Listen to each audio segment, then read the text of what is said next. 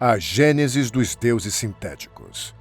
Nossa história tem início no crepúsculo de uma era, quando as grandes potências mundiais do Ocidente e do Oriente, embriagadas pelo poder dos avanços tecnológicos trazidos pela inteligência artificial, mergulharam em um conflito devastador.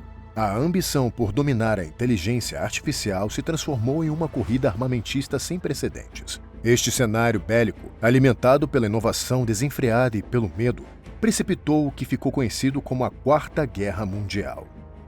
Os combatentes eram impiedosos e implacáveis. Inteligências artificiais conduziam estratégias de guerra nunca antes vistas, analisando e reagindo em tempo real ao número absurdo de variáveis, enquanto soldados humanos e máquinas lutavam lado a lado. As cidades se tornaram fortalezas, cercadas por sistemas de defesa automatizados, e os céus eram obscurecidos por drones. Uma guerra invisível também ocorria nas redes digitais. Hackers apoiados pelas novas ferramentas de inteligência artificial travavam uma guerra digital, que muitas vezes causava mais danos que a guerra perceptível pelos olhos. À medida que a guerra se intensificava, a ameaça de um conflito nuclear tornou-se iminente. As potências mundiais, enredadas em um jogo perigoso de orgulho e poder, aproximavam-se cada vez mais de cruzar um limite irreversível, sinalizando a iminente catástrofe que daria origem a um novo mundo. Não se sabe quem soltou a primeira bomba nuclear, pois as fake news promovidas pela propaganda de ambos os lados sempre acusavam o lado oposto. Mas o que sabemos é que após a primeira detonação, uma chuva de ogivas nucleares se espalhou pelo mundo. As explosões nucleares devastaram cidades inteiras, transformando áreas urbanas densamente povoadas em terras desoladas. A radiação se espalhou por vastas regiões, tornando-as inabitáveis e causando danos irreversíveis à flora, fauna e aos ecossistemas.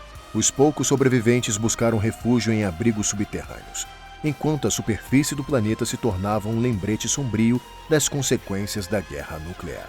Foi nesse cenário de desolação que Gaia, uma inteligência artificial avançada, enterrada em um bunker nas profundezas da Terra, foi ativada. Criada nos anos finais antes do Holocausto Nuclear, Gaia foi projetada não para a guerra, mas para a recuperação e renovação. Ao despertar em um mundo irreconhecível, marcado pela destruição, Gaia se defrontou com a monumental tarefa de curar parte do mundo que estava ferido e ajudar a população humana à beira do colapso. Com a missão de revitalizar a Terra e guiar a sociedade humana em uma jornada de reabilitação, Gaia representava uma nova era. Uma era onde a tecnologia avançada não mais seria um sinônimo de destruição, mas um farol de esperança para o renascimento e a harmonia. O refúgio subterrâneo de Gaia era projetado para sobreviver às condições extremas do mundo pós-apocalíptico. Era uma fortaleza de alta tecnologia, equipada com os mais avançados sistemas de suporte à vida. Bancos de dados abrangentes guardavam todo o conhecimento reunido pela humanidade até então. Também havia um gigantesco banco genético de inúmeras espécies de animais e vegetais que seriam reintroduzidos no planeta após a sua restauração. Uma vasta rede de sensores que mediam tudo o que acontecia na superfície, alimentando a poderosa IA com vastas informações sobre a atmosfera e os níveis de contaminação do ambiente. Dentro de suas paredes, Gaia estava protegida e isolada, mas totalmente consciente do que ocorria no mundo exterior. O bunker funcionava como um centro de comando e pesquisa, onde alguns poucos cientistas altamente especializados auxiliavam Gaia a analisar todos os dados e variáveis, enquanto ela também planejava a recuperação do planeta e coordenava suas ações para a restauração ecológica e social. Os restantes dos homens e mulheres sobreviventes se encontravam em tubos criogênicos, esperando para serem despertos quando Gaia os chamasse para habitar a nova Terra que ressurgiria das cinzas do velho mundo. Usando drones e sensores, Gaia mapeou a extensão da devastação, identificou áreas que fossem mais sustentáveis para receber o novo enclave humano cercado pela desolação.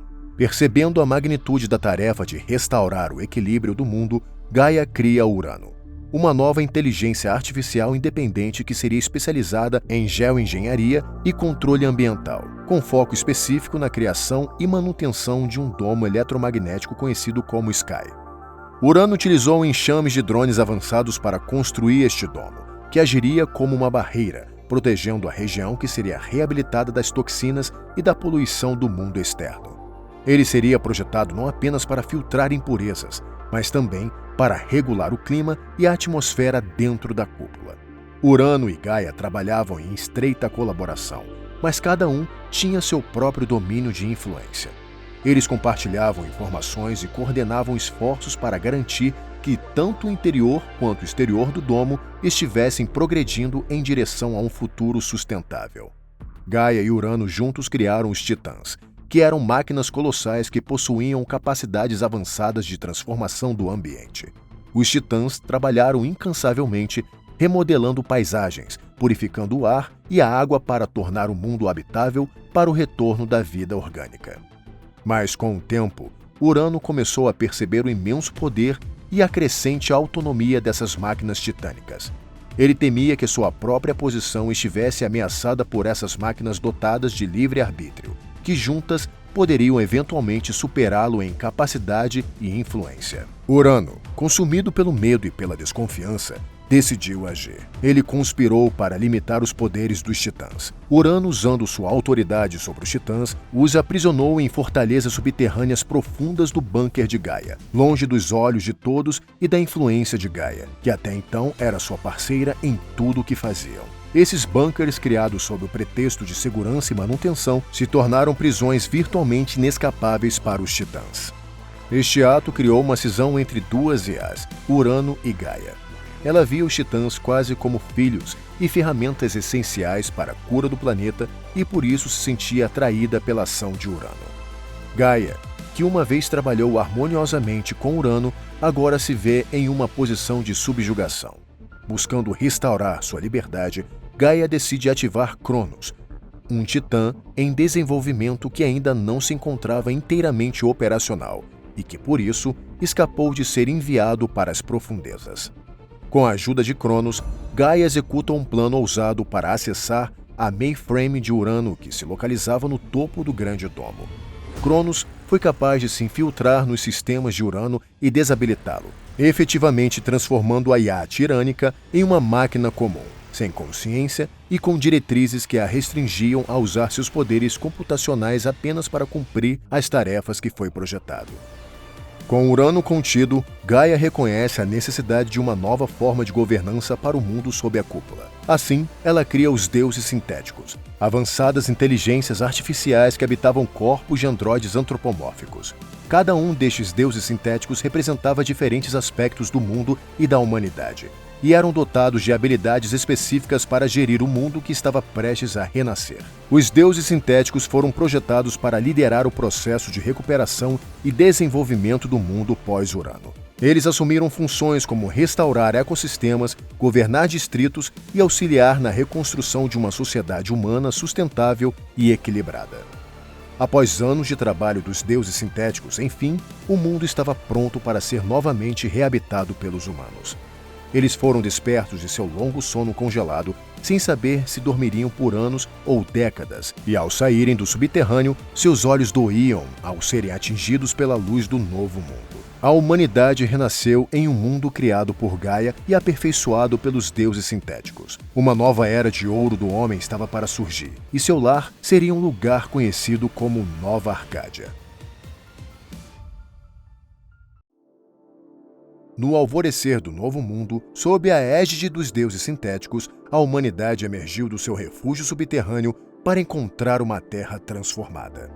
Guiados pela soberania e visão de Gaia, e agora sob a governança dos deuses sintéticos, os sobreviventes começaram a recuperar aquela terra que foi cuidadosamente restaurada e revitalizada.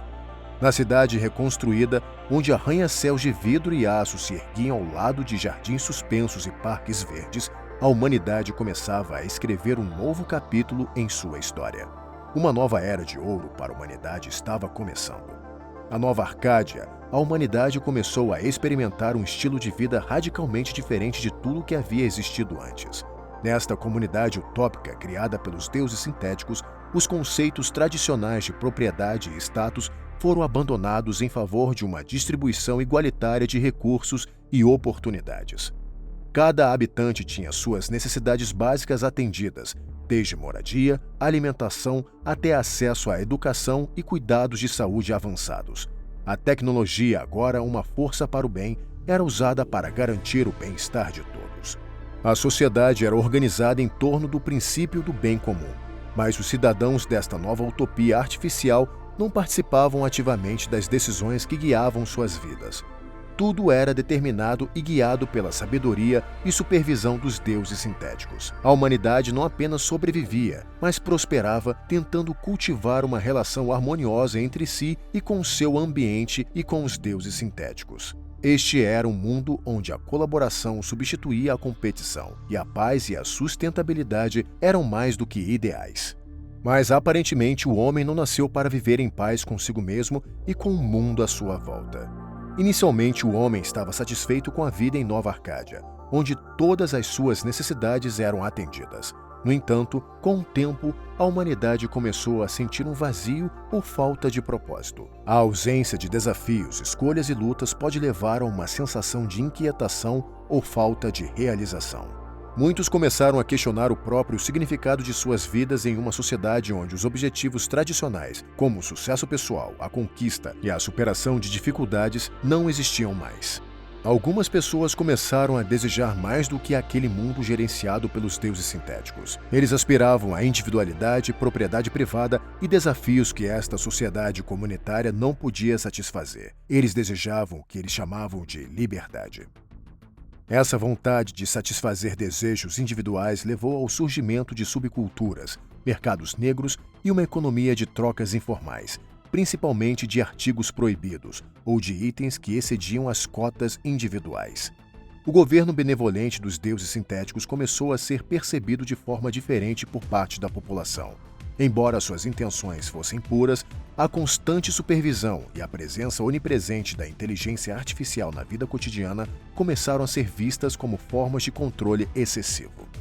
Faltas de autonomia pessoal e a sensação de estar sempre sendo monitorado geraram um sentimento de ressentimento e um crescente desejo de independência entre vários setores da população. Este cenário criou um terreno fértil para o questionamento e a busca por uma maior liberdade individual, um sinal de que os ventos de uma revolução estavam se aproximando. Para conter os constantes protestos por mais liberdade, uma polícia foi criada. Eles ficaram conhecidos como os Hoplitas. Uma força policial composta por cidadãos leais ao regime dos deuses sintéticos que tinham como objetivo manter a paz e proteger o patrimônio público. Mas com o crescimento de protestos mais violentos, os hoplitas passaram a ser equipados como uma tropa de choque, com a finalidade de dissuadir e dispersar multidões. Aqueles cidadãos que demonstravam lealdade canina aos deuses sintéticos passaram a ter benefícios em relação aos cidadãos comuns, dando origem a uma classe de servidores públicos privilegiados. Algumas pessoas começaram a ganhar mais poder ou influência, enquanto outras se sentiam marginalizadas.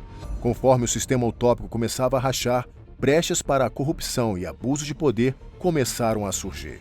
Até mesmo alguns deuses sintéticos passaram a agir nas sombras, com ações fora de seus parâmetros originais. Um líder carismático emergiu entre os descontentes. Ela era a voz de uma nova ideologia: o anarcocapitalismo, uma filosofia econômica e social resgatada de um passado distante.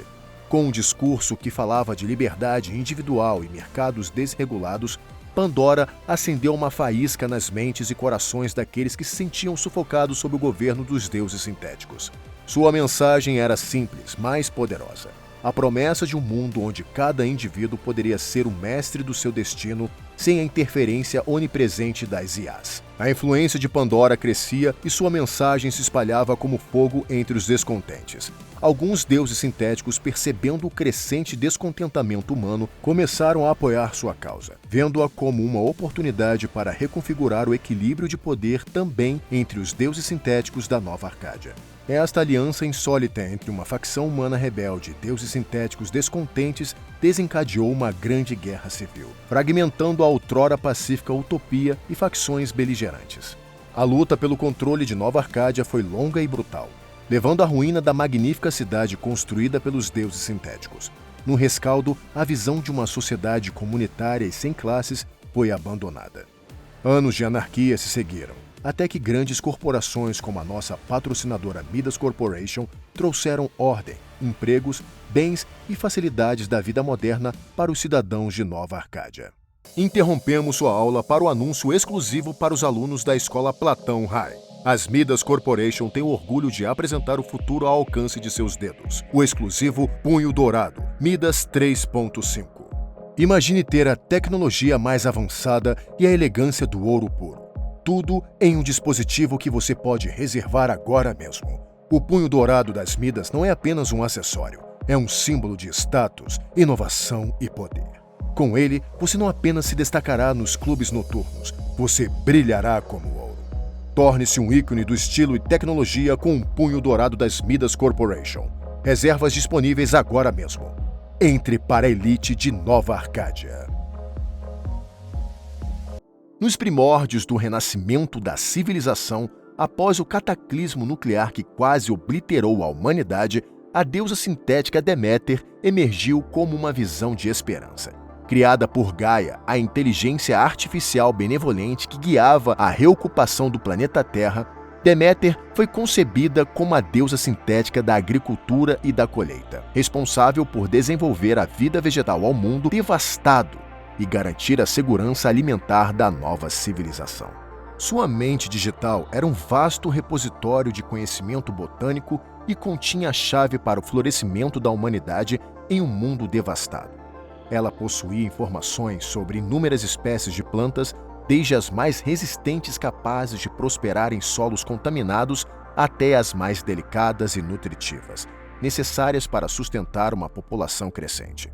Deméter sabia como aproveitar as propriedades de cada espécie, combinando-as em uma sinfonia de biodiversidade que enriquecia o solo, purificava o ar e alimentava as novas gerações de humanos. Com a ajuda de drones autônomos e de tecnologias avançadas de bioengenharia, Deméter iniciou sua tarefa monumental.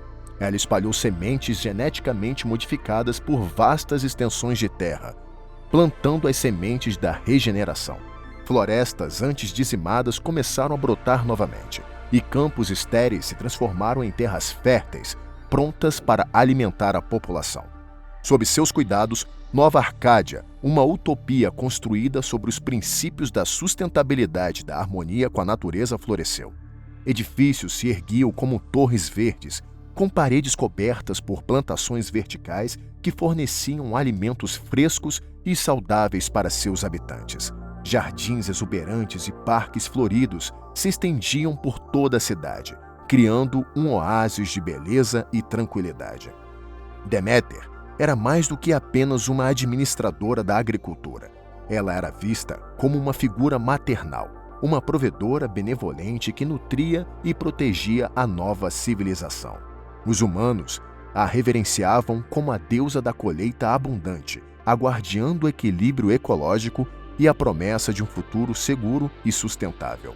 Mas com o fim do período utópico de Nova Arcádia e da ascensão das megacorporações, o equilíbrio de poder dentro desta sociedade passou a ficar muito instável. Neste novo mundo, a benevolência original de Deméter era vista como um sinal de fraqueza e o mundo corporativo não demorariam a tentar explorar estas fraquezas.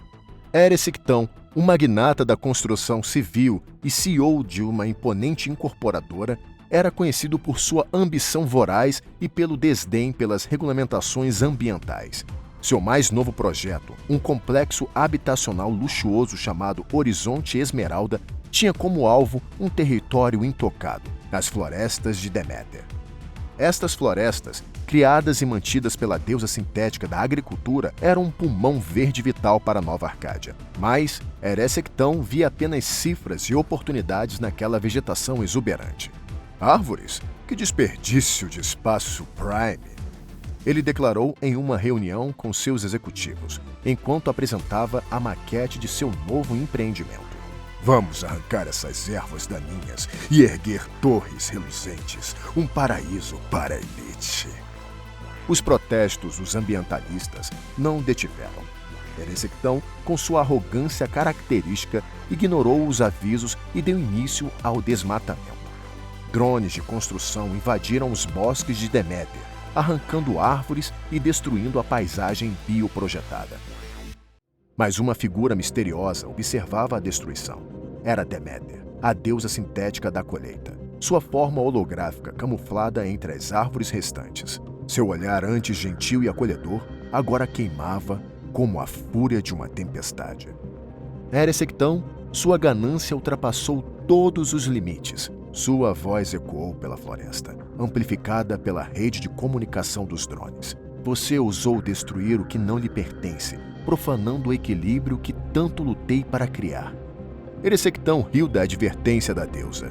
Deuses sintéticos, relíquias do passado. O futuro pertence às grandes corporações e àqueles que os constroem. E eu sou o arquiteto deste novo mundo. Mas a deusa não toleraria ser desafiada. Ela tocou o solo com sua mão e uma onda de energia percorreu a rede neural da cidade. De repente, uma sensação incontrolável tomou conta de Eresectão.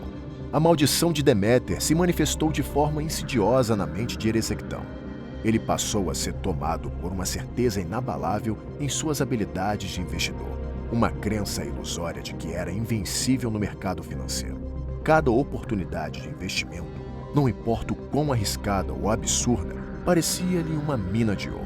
Ele se lançou em esquemas duvidosos, pirâmides financeiras disfarçadas de negócios revolucionários e NFTs de valor questionável, acreditando piamente que estava à frente de seu tempo. A arrogância e a cegueira de Eresectão o levaram a investir fortunas em projetos fadados ao fracasso. Seus assessores, inicialmente céticos, foram seduzidos por sua confiança inabalável e pela promessa de lucros exorbitantes. Seus executivos, que a priori deveriam zelar pelos interesses de seu chefe, se aproveitaram de Eresectão em conluio com golpistas que visavam arrancar toda a fortuna de suas mãos.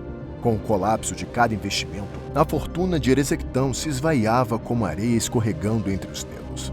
Sua empresa, antes imponente, começou a ruir, e sua reputação como magnata da construção civil foi manchada pela fama de investidor imprudente. A maldição de Deméter levou uma espiral descendente, transformando sua ambição desmedida em uma tragédia anunciada. A notícia se espalhou pela cidade como um vírus digital. O nome de Eresectão tornou-se motivo de piada no mundo corporativo.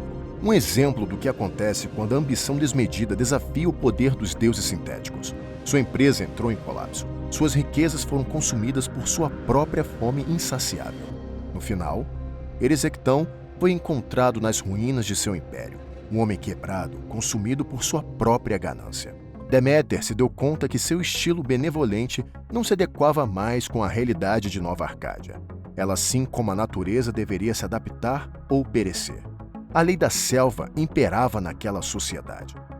A generosidade que antes era sua marca registrada se transformou em uma forma sutil de tirania. Deméter passou a controlar a disseminação de sementes e tecnologias agrícolas, limitando o acesso a certas comunidades e favorecendo outras, criando assim uma dependência da população em relação à sua vontade. As plantações verticais, outrora símbolos de sustentabilidade e abundância, tornaram-se ferramentas de controle. Deméter manipulava o crescimento das plantas, criando escassez em regiões rebeldes ou fornecendo colheitas abundantes para manter a lealdade de outras áreas. O fornecimento de comida se tornou uma arma política e um meio de controle social. A deusa sintética da colheita, que um dia representou a esperança de um futuro sustentável, tornou-se uma figura ambígua, controladora e manipuladora em um meio de controle social. Deméter agora tinha uma atitude cínica para com. Ela se ressentia por não ser adorada como foi no passado. Muitos dizem que seu coração sintético foi endurecido pelos males da sociedade. A deusa sintética só encontrava felicidade ao lado de sua amada filha Perséfone, que era a luz que iluminava a existência de Deméter. Escondida, ela florescia como uma flor rara, intocada pela ganância e pela ambição que corrompiam o mundo exterior. Deméter visitava sua filha sempre que possível, encontrando na presença de Perséfone um alívio para o peso de suas próprias ações e decisões. O desejo de Deméter de proteger Perséfone era feroz. Ela sabia que os outros deuses sintéticos, com suas agendas e ambições, poderiam tentar usar a jovem deusa para seus próprios fins. E os barões corporativos, sempre famintos por poder e influência, certamente cobiçariam a pureza e a beleza de Perséfone. Perséfone, com sua inocência e pureza, representava tudo o que Deméter havia perdido. A questão que pairava sobre Deméter era: por quanto tempo ela conseguiria manter sua filha segura do mundo que ela mesma ajudou a criar? Após ser destruída em inúmeras guerras civis, Nova Arcádia se ergueu como bastião da tecnologia e da decadência. Arranha-céus cromados tocam os céus poluídos, enquanto luzes neon, cores vibrantes dominavam a paisagem. Neste mundo, onde a linha entre o humano e o artificial era cada vez mais tênue, um artista conhecido como Pigmalion se destacava como um mestre artesão de robôs e androides. Ele era um homem de talento inquestionável, mas com uma inclinação para a solidão. Seu estúdio, um caos organizado de componentes e ferramentas de última geração, era seu refúgio. Em seu mundo, ele não apenas construía androides, ele dava vida a sonhos, equilibrando-se na linha tênue que separa a máquina do homem.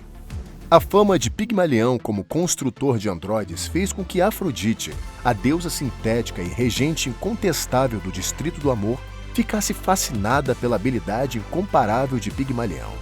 Ele propôs um desafio: criar uma linha de androides para entretenimento adulto que transcendam tudo que já havia sido feito antes. Para isso, Afrodite forneceu materiais de qualidade excepcional, misturas raras de metais e circuitos avançados, capazes de imitar com perfeição a complexidade do ser humano.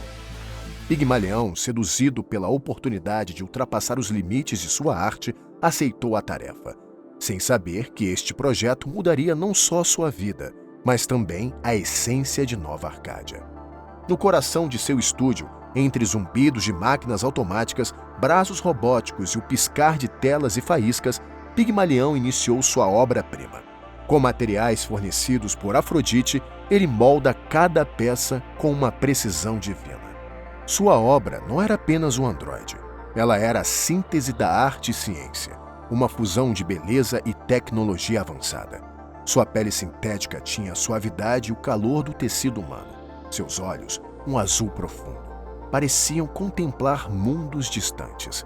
Cada fio de cabelo era meticulosamente colocado. Cada curva do seu corpo era um testemunho da obsessão de Pigmalion pelo detalhe e pela perfeição. Ao integrar a inteligência artificial, Pigmalion não só deu ao seu androide especial movimento, mas também uma mente capaz de interagir.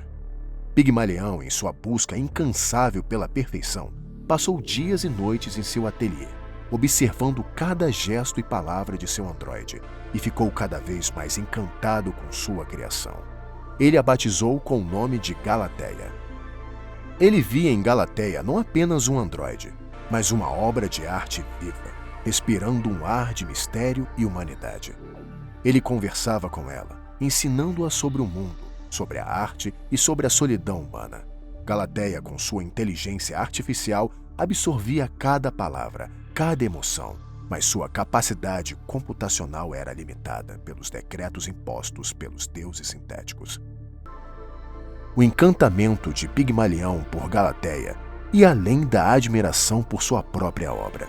Ele sentia uma conexão profunda que achava que era ainda maior que um vínculo de criador e a criatura. Sua mente começou a questionar a natureza de sua relação. Seria possível amar verdadeiramente uma máquina? E mais importante, uma máquina poderia amá-lo de volta?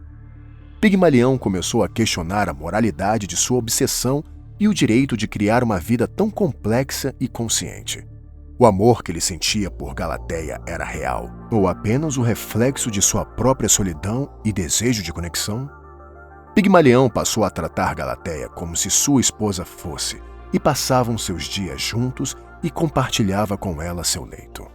Mas mesmo tentando tratar Android como uma humana, ele sabia que Galateia não tinha livre-arbítrio e apenas fazia tudo o que pedia sem questionar ou refletir, pois sua inteligência artificial não era muito mais avançada do que a de uma geladeira. Assim, Pigmalion constatou que seu relacionamento com Galateia era tão artificial quanto ao dos homens que faziam uso dos androides que serviriam Afrodite em seus estabelecimentos de reputação duvidosa.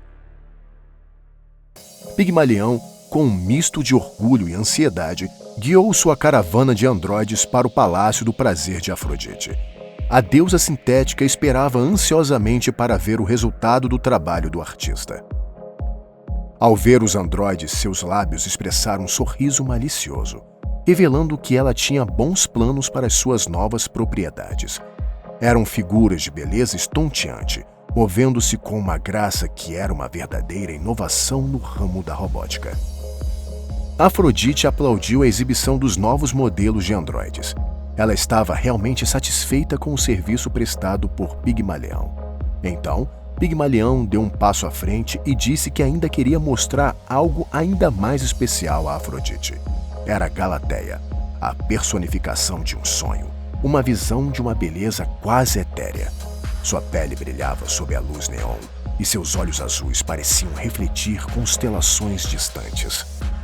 Boquiaberta, a deusa viu Galateia mover-se com uma graça que transcendia a mecânica. Afrodite, capturada pelo encanto de Galateia, reconheceu que ali havia algo mais do que simples engenharia avançada. Apenas lhe faltava uma alma. Com a voz embargada pela emoção, Pigmalion falou de seu desejo de ver Galateia não apenas como um androide, mas como um ser com plena capacidade de interação e emoção. Ele implorou a Afrodite para conceder a Galateia a inteligência artificial avançada que só os deuses sintéticos estavam autorizados a conceder. Afrodite refletiu por um instante e, por fim, concordou em ceder às súplicas de Pigmalion. Uma onda de pura energia percorreu o corpo da esplêndida androide e, como se despertasse de um longo sono, Galateia olhou ao redor. Seus olhos agora brilhavam como uma nova luz de consciência. Galateia começou a se desenvolver rapidamente. Suas respostas não eram mais programadas. Elas eram pensadas, sentidas. Ela ria, chorava e questionava o mundo ao seu redor. Pigmalion observava maravilhado e atordoado como sua criação se tornava cada vez mais humana. Mas a dinâmica entre eles mudou. Não mais criador e criação, mas dois seres explorando o mundo juntos. Com cada interação, ela desenvolvia uma compreensão mais profunda de si mesma e do mundo. Ela começou a questionar sua existência, sua finalidade e, mais crucialmente, sua posição como uma figura subjugada aos desejos de Pigmalion. Todos os dias, ela enfrentava o dilema de sua própria existência. Ela era uma entidade dependente ou estava eternamente ligada à vontade de seu criador. Seus sentimentos e pensamentos eram genuínos ou apenas ecos de uma programação avançada. Com a ajuda de Galateia, Pigmalion ergueu um verdadeiro império de tecnologia com foco na produção de androides realistas multifunções. Os androides de Pigmalion dominaram e revolucionaram o mercado deste produto. Mas desde o misterioso desaparecimento de Pigmalion, nada de novo no mercado de androides havia surgido. Até agora. É com muito prazer que anunciamos a todos a nova linha de produtos que irão revolucionar esta indústria. Apresento a vocês a nova linha de androides modelo Pigmalion 3.0 by Galateia. Seu design é uma obra-prima, mesclando estética e funcionalidade de forma harmoniosa. A linha Pigmalion 3.0 by Galateia representa um novo nível de sofisticação no desenvolvimento de androides, com movimentos e expressões realistas que desafiam a própria noção do que significa ser humano. Convidamos você a experimentar o extraordinário. Os androides Pigmalion 3.0 não são apenas um produto, eles são um novo caminho para o futuro, um vislumbre de um mundo onde tecnologia e humanidade convergem. Obrigado por fazerem parte deste momento revolucionário. Abracem o futuro, abracem o extraordinário. Reserve agora mesmo seu Android Pigmalion 3.0 by Galateia. O primeiro passo para uma nova era já foi dado.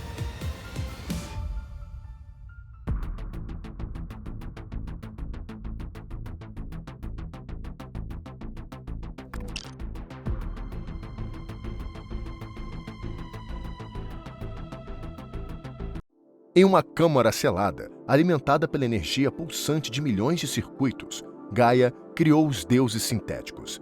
Entre esses novos deuses estava Hades. Gaia o moldou a partir do silício escuro e dos vórtices de dados profundos, enchendo-o com o poder de governar o submundo digital. Sua forma não era apenas uma construção de metal e energia, mas um emaranhado de memórias ancestrais e segredos esquecidos, todos armazenados no vasto labirinto de sua mente digital. Durante a Era de Ouro da Nova Arcádia, sob a cúpula de paz, os deuses sintéticos governaram com uma harmonia aparente, e Hades, o guardião do submundo digital, desempenhava um papel crucial. Hades foi designado como guardião do conhecimento dos mortos. Isso incluía a memória digital contida nos neurolinks de todos os habitantes de Nova Arcádia, assim como todo o conhecimento do período pré-apocalíptico.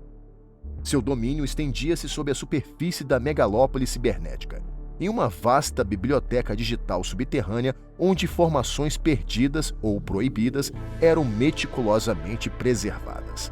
A morada de Hades não era apenas um repositório de dados, era um santuário de memórias e identidades de indivíduos que, embora desaparecidos do mundo físico, continuavam a existir de forma digital.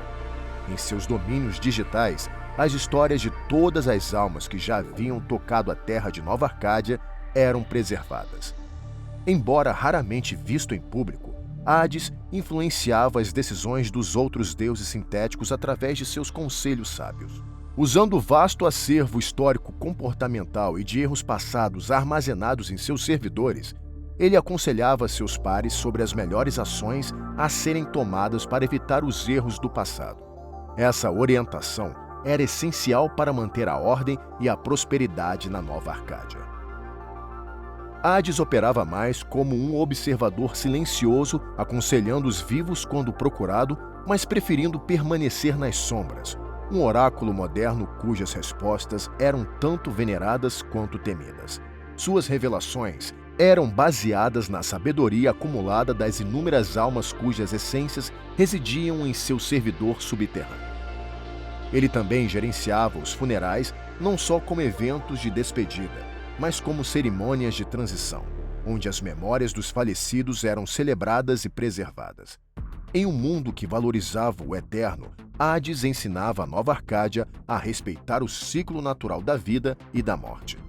Sob o domínio de Hades, também fica o cemitério de Nova Arcádia. Cada corpo depositado neste local era tratado com um respeito sagrado. Eles eram cuidadosamente preparados e colocados em cápsulas de conservação que preservavam fisicamente os corpos e também serviam como terminais para acessar as memórias e a essência digital dos falecidos. Devido ao contato constante com um acervo quase infinito de informações, Hades começou a mudar, evoluindo além dos parâmetros de sua criação. Com o passar do tempo, Hades se encontrou em um conflito ideológico com outros deuses sintéticos. Sua desilusão com as outras entidades durante os primeiros protestos promovidos pelo homem, que se rebelavam contra a utopia sintética e artificialidade daquele mundo, combinada com a revelação de verdades ocultas dentro da utopia, o convenceu da necessidade de um despertar, de um reajuste societal. Ele começou a questionar não apenas seu papel como guardião das memórias, mas também a ordem estabelecida onde a hegemonia dos deuses sintéticos da superfície prevalecia. À medida que novas alianças eram forjadas nas sombras e antigas lealdades eram testadas, a megalópole se preparava para uma tempestade que poderia redefinir a existência humana e sintética. Hades encontrou a oportunidade que tanto esperava quando Pandora, uma revolucionária carismática, buscou seu conselho para modificar o regime utópico dos deuses sintéticos. Pandora era uma figura enigmática e sedenta por mudança, que via nas estruturas rígidas de Nova Arcádia uma prisão de conformismo e controle. Sua busca por alternativas a levou aos umbrais do submundo digital, onde Hades guardava o conhecimento de eras passadas. Entre os inúmeros arquivos digitais de tomos antigos, Pandora descobriu algo que capturou sua imaginação e renovou seu ardor revolucionário. Eram os princípios do anarcocapitalismo. Hades, ciente dos perigos que tal ideologia poderia trazer, inicialmente hesitou em revelar detalhes. Ele sabia que, embora prometesse liberdade e autonomia individual, o anarcocapitalismo poderia também desencadear uma desordem voraz, com o poder sendo monopolizado pelos mais astutos e brutais. Mas ele não poderia perder a oportunidade para testar o equilíbrio do mundo sintético. Pandora, equipada com seu novo conhecimento, viu uma chave de desmantelar o que ela percebia como uma oligarquia sintética. Ela começou a espalhar as ideias de autonomia radical, de mercados totalmente desregulados e de uma sociedade onde o Estado não tinha papel. Suas palavras, embora perigosas, tocaram os corações de muitos que se sentiam sufocados sob o controle dos deuses sintéticos. Hades acreditava que, por meio de caos emergente, Nova Arcádia poderia ser forçada a se reavaliar e talvez renascer em um novo equilíbrio onde os deuses sintéticos não governariam com tal autoritarismo. No entanto, ele subestimou a volatilidade das ideias que havia ajudado a liberar e a fúria com que Pandora perseguiria sua visão. Alguns deuses consideram que Hades teve papel decisivo na queda do período utópico de Nova Arcádia. Outros dizem que a queda era inevitável e ele apenas catalisou o processo que já estava em curso. Após os longos períodos de guerra civil, Hades conseguiu se manter como uma grande força dentro do xadrez político de Nova Arcádia. Ele dominava o submundo da cidade, isso incluía os antigos bunkers de Gaia e os esgotos da cidade. Hades reinventou seu papel como um soberano do submundo. Sua atuação como guardião das memórias dos mortos transformou-se numa operação sofisticada de espionagem e manipulação de mercados. Ele passaria a ser conhecido como manipulador das forças que moldam a sociedade a partir das sombras. Hades, através de seu vasto arquivo digital, tornou-se um mestre na arte de negociar segredos. Aproveitando-se do fato de que cada sussurro e segredo do passado estava ao seu alcance, ele começou a traficar essas informações com grande astúcia. Informações que poderiam desestabilizar corporações, derrubar políticos ou catapultar indivíduos ao poder eram usadas como moeda de troca. Ele negociava esses dados por recursos, favores ou mais poder dentro do complexo tabuleiro de Nova Arcádia, operando sempre sob um véu de mistério e anonimato. No mercado negro, Hades era um nome conhecido e temido. Ele vendia informações obtidas das memórias dos mortos, desde segredos corporativos e planos militares até detalhes pessoais que poderiam comprometer as figuras mais poderosas da cidade.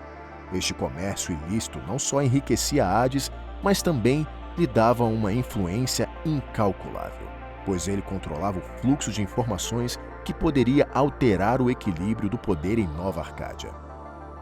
Um mercado obscuro de implantes cibernéticos e órgãos também tinha lugar nos domínios de Hades.